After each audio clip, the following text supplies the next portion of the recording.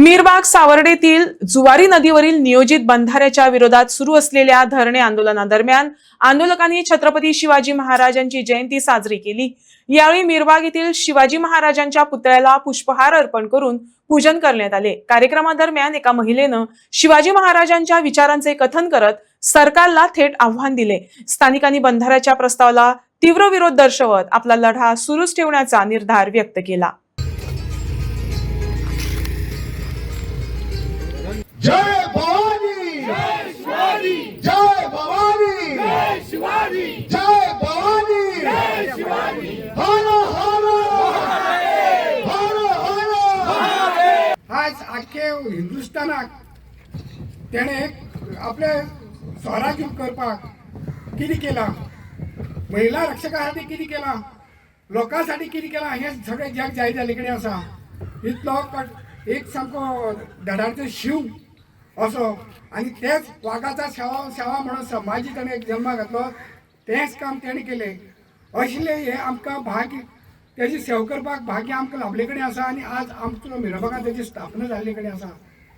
जाल्यार हांव इतलें सांगूंक सोदतां, आज संदी आसा ह्या निमित्यान आमचो विशय उलोवपाक आनी आमची स्फूर्तीदाय आनी आमची प्रेरणा घेवपासाठी आमकां एक उदाहरण मेळ्ळे कडेन आसा।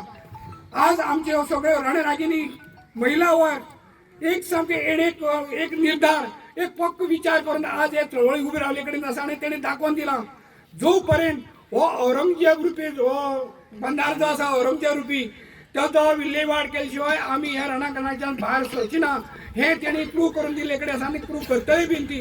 तशेंच आज त्यांच्या फाटल्यान आज मावळ्यांनी बी उबी रावपाची तयारी आसा आनी ती मावळ्यांनी तयारी करपाक जाय। आज शिवाजीचो जर रणरागिणी फाटल्यान जर आज मावळे तयार जाले जायत जाल्यार हो विजय मेळपाक आमकां चड काळ मेळपाक ना, काही क्षणां भितर आमी जिखतले। आमी हो औरंगजेब रुपी जो बंधारो जो हांगा हाडला त्याची पोट फोडून कडी भायर काडटले, ते चिले पिले कोण त्याचे फाटल्यान आसा त्याचो वध करतले आनी आमी हे बंधारो कायमचो त्याचो विल्हेवाट लावन आमी त्याचेर विजय मेळटले।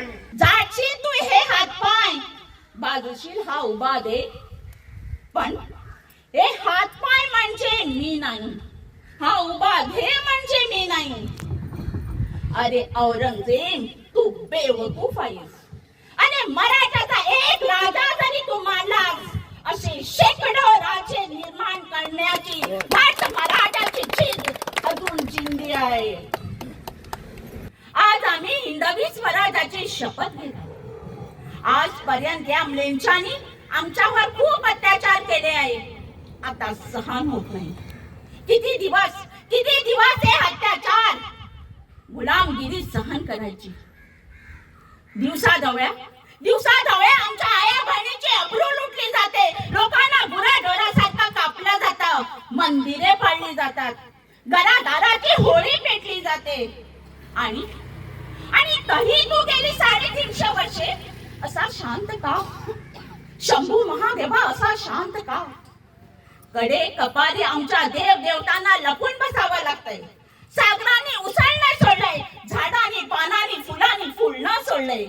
इथले पक्षी देखील आपल्या मर्जीने झेप घेऊ शकत नाही। इतकी भयानता या मुलकात पसरली असताना नावाचं राजे पण निर्वात जगणं आम्हाला मान्य नाही। आम्ही आमच्या आईच्या रुद्राचा शपथ घेतली होती, ती आता पुन्हा हे शिवशंभो आपल्या पुढे घेऊन कार्याला सुरुवात करते। आता प्राण गेलास तरी मागे फिरणार नाही।